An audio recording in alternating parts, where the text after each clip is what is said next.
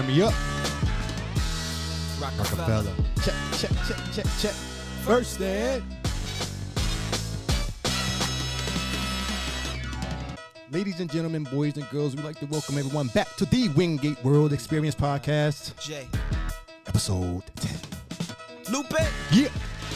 We got a couple Jedi Knights in the building. They nice in what they do. Let's go. Check. Feeling like So right it now. seems that I'm sewing jeans and first and 15. And we're gonna let this whole song ride out. Cut the pattern and so it They're seems. taking shots at the throne, they're taking shots at my guy. You feel me? You're not feeling his moves. I say let's wait and see. They want me to make Prince pants, but I withstand. I ain't gotten into that. What you think, Steph? You talking about who? What you talking about? We're gonna see. You know who come at the end of I this don't song. know. We're gonna let this whole song ride out. Peace, and blessings. Peace and blessings. By the way, we back in BG Peace and Studios. blessings. Welcome back. Dr. Dre, we back. I miss you, brother. One and all. Y'all know who this is. King Nigel, peace, Lord. How Yeah. you? Loving life. Good. Maintaining. Absolutely. You know, try to get the money. Strong Bills gotta be in the paid. building. Indeed. Yeah. It's your boy Mercy. Mercy's in the building. We got it down in the building. Lord have mercy. Let's go. Turn that up, Dre. Yeah, you can turn my mic up. We got Mr. Stephon Bishop in the building. Artist, comedian extraordinaire. Absolutely. We got the international DJ Lion Dub in the building. Yeah. What's good? Peace. Yes, indeed. Out to the Wingate family. Peace. Absolutely. How can we forget Low Cash in the building? Just tripped in. It's in the building. Yes, sir. Peace. How you feeling? Thank you for coming, brother. Well, thank you for having me. Oh, man. So, like I said, we just going to let this whole song rock out because they ain't even get started yet. We love Lupe. He's a man. But that sword ain't come out yet. So, what's up, y'all? I kick pushed over here, man. You can't push up. Literally. Oh, you Yes, do skate. I forgot about that. My boy right there in the corner. I forgot it. Listen, man, when I got my glasses on, everybody like, oh, you look like Lupe. It's right there. So I just wanted to let this song ride out because this takes me back to a time when I was really like enthralled with like skateboarding. Oh, you bored? Yeah, I tried to. I don't believe it, man. You too tall to skateboard, man. You know what I'm saying? I did my thing. Well, they said Steve, what was his name? Michael Phelps was too tall to swim.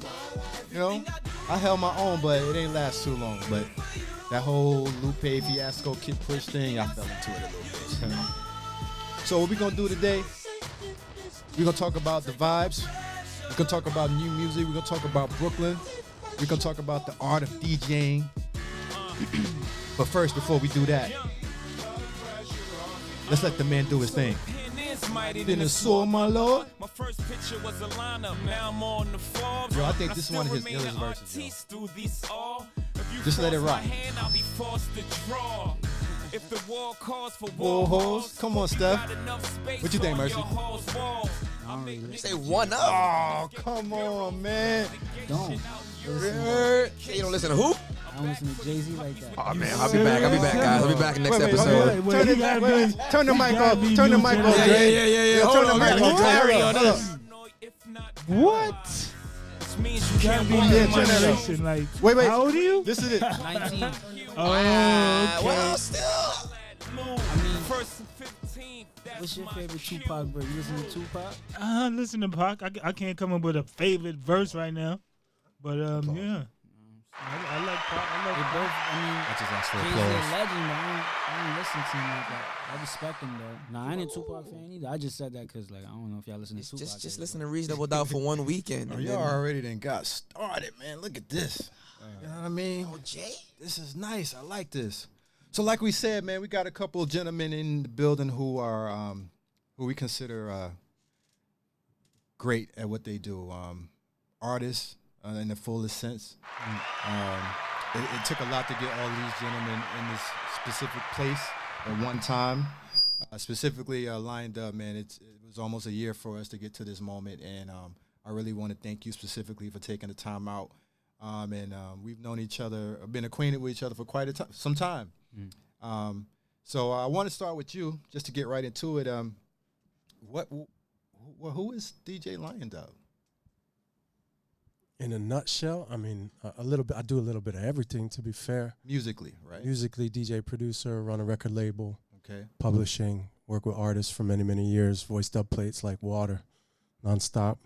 You know, for me, my mainstay these days is really running a record label and DJing. Okay. Yeah. When did you start? What started you into DJing? Did you Professionally DJing, I started in 1991, a place called a New Music Cafe. And it just kind of went from there, you know. Were you a crate carrier? Were you one of those? Yeah, of course, You man. went through that Yeah, era? I was a vinyl addict. Really? I still respect vinyl to the highest level, but I can't drop money on vinyl. Like, I mean, you know, a single is $9 now for a 7-inch. Back when I started, it was $1.25. Right. So it's a big difference, you know. So But yeah, So you're familiar with Tower Records? yeah, of course, yeah. Used to go Tower all the time. Oh man, remember those days standing on that line Yeah. for the new releases? I didn't really spend too much time in Tower like that. To be fair, I was more out in Brooklyn in the Bronx. You know, I was at Superpower, places like Rough House, Moody's, Barry U, record shops like that. You know. No Beat Street. Yeah, I used to go B Street all the time, but back them days, I was in Brooklyn in the Bronx going and just getting reggae 45s. Okay.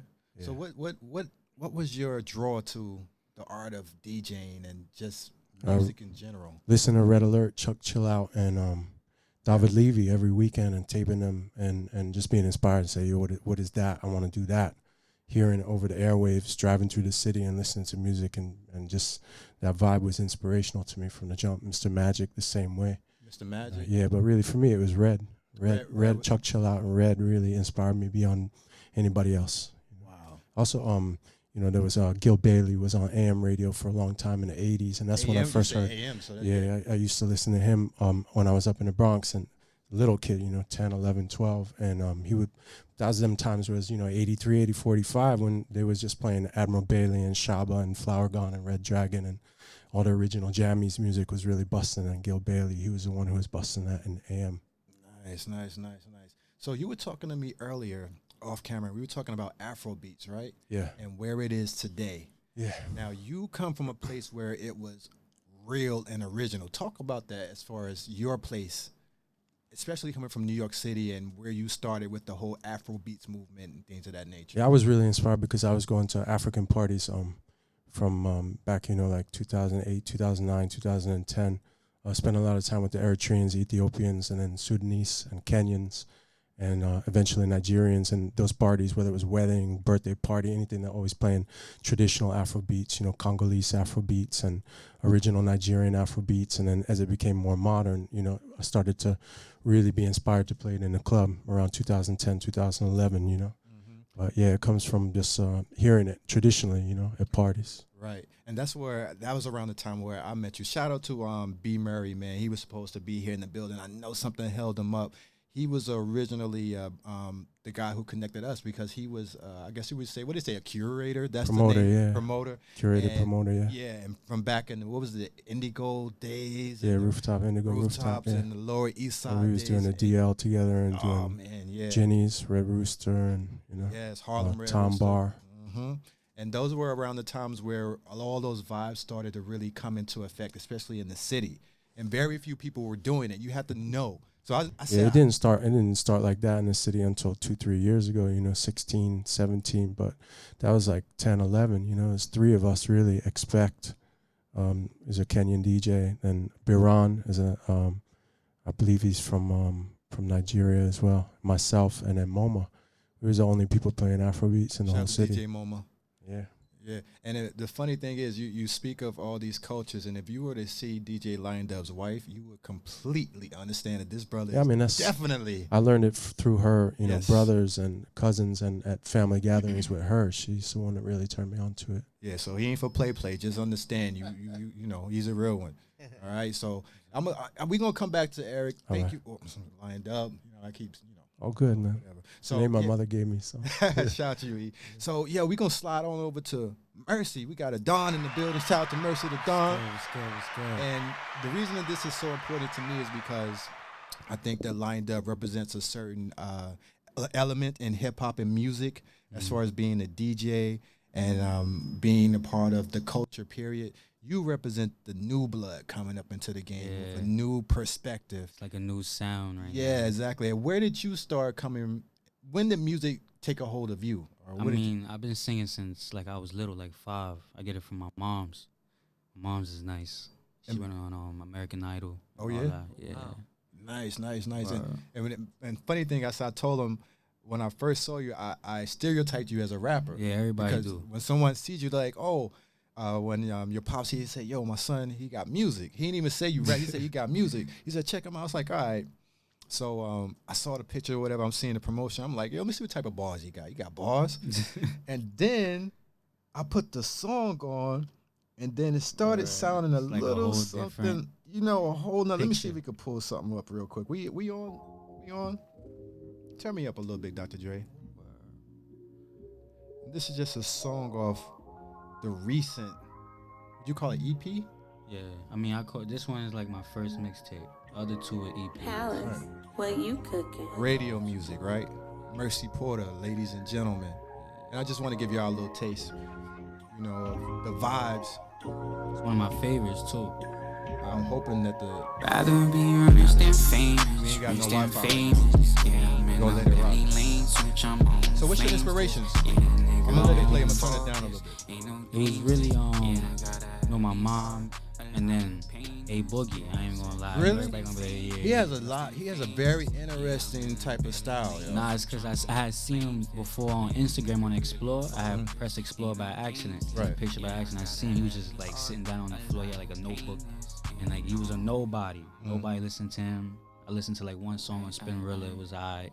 I'm gonna be honest. Sorry to cut you, brother. I'm gonna be honest. When I first heard it, that's exactly the reference that I got, but better. Oh, okay. Tighter, deeper. Nice. Yeah. By the way, shout out Low Cash. What up, man? How you? Over there in the cut, chilling. Maintaining, chilling. How's everything? Very, very well, sir. Now, me and we're gonna come back to you, Mercy. We're gonna let that rock out.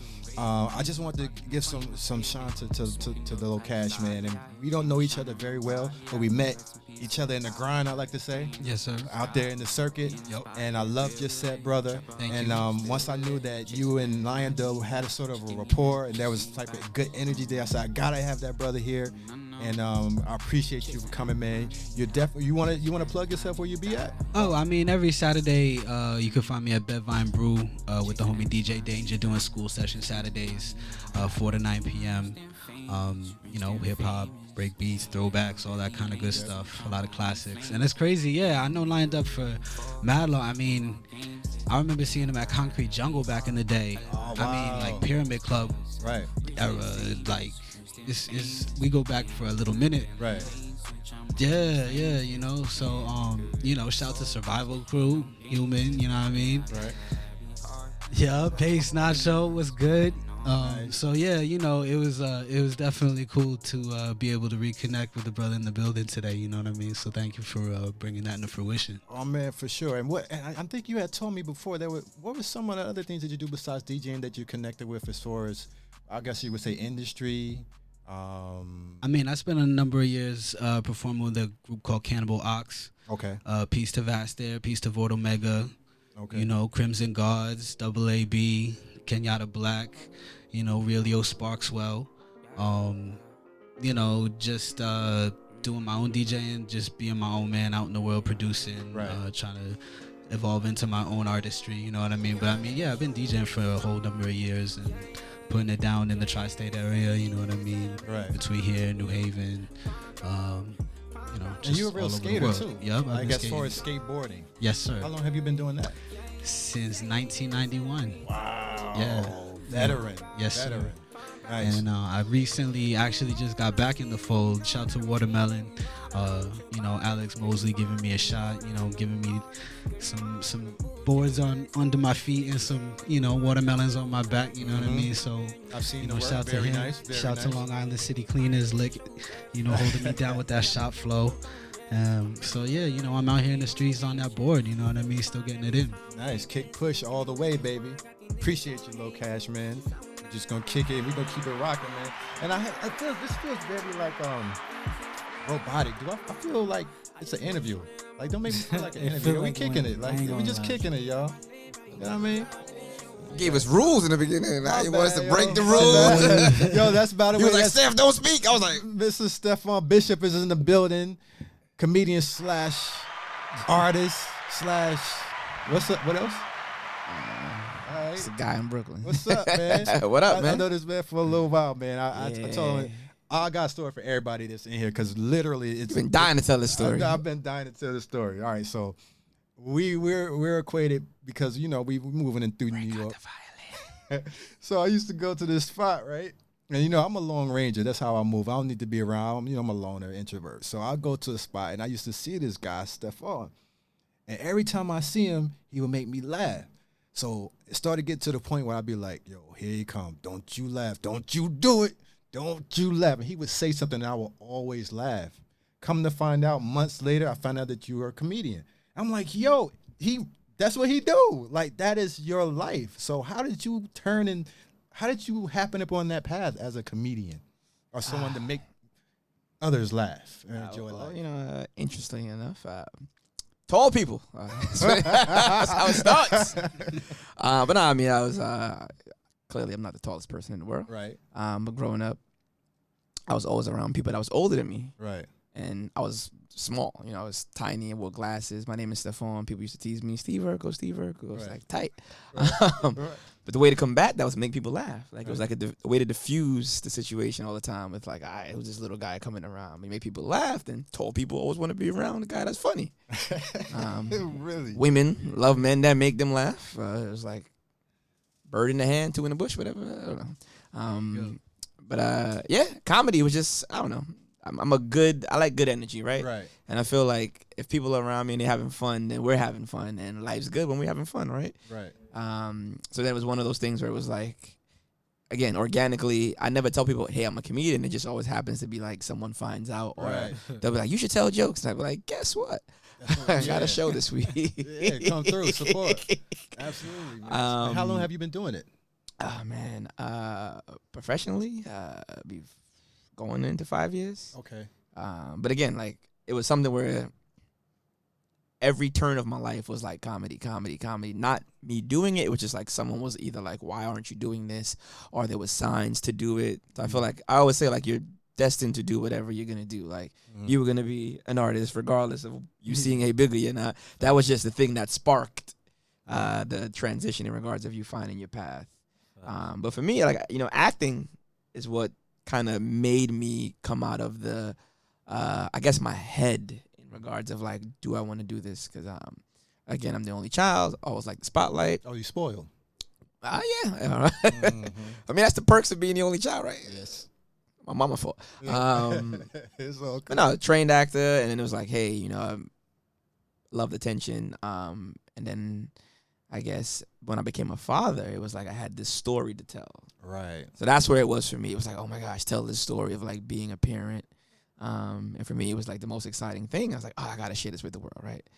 Because black men, for some reason, we don't share being a parent enough. No. We don't. And that's how comedy started for me. It comes with that, though. It is though, but I feel like we need that. So for me, like when I'm on stage, if you ever see me perform, like people when they see me perform, they're like, "Damn, you talk about your son a lot." I'm like, "Yeah," and that's like my pride and my joy. But that's how my comedy came out. And then And what do? You have a podcast yourself as well as. Come on, we're not gonna plug that. No, you got to, man. Come on. But before the podcast, I have a comedy show. Okay. So like, yeah. So I mean, like, how do I start this? So we got a mutual friend. We're mutual friends, but Ash. Yes. So my boy Ash. Ash. Yeah. Shout out to Ash. It's funny. Draymond Green and your stuff. Ash is tall. Insider. I'm always with these tall people, man. I don't know, man. I can't get it from tall people. But interestingly enough, me and Ash met. Was it 2000? Last year the Knicks was in the playoffs. 2013, 13, right? When they lost to the Pacers. Don't make me remember. Yeah. I'm not trying to go down that lane, but tough, we bonded over the Knicks. Wasn't Lance on that team? Lance was on that. Nah, Lance was. He's on the Indiana. You're right. Yeah. So the Knicks lost. I meet Ash through a mutual friend, Lonnie. Ash started with them. Yeah, man. I know, man. What a sad music at when we say the Knicks. Let me ask you this. Let me cut you off. Have you seen the special? The Chappelle special? Come on, man. Watch it 5 times in a row. What'd you think? I want to ask everybody. Amazing. You saw it? It was amazing. I heard about it. You heard about it? Yeah.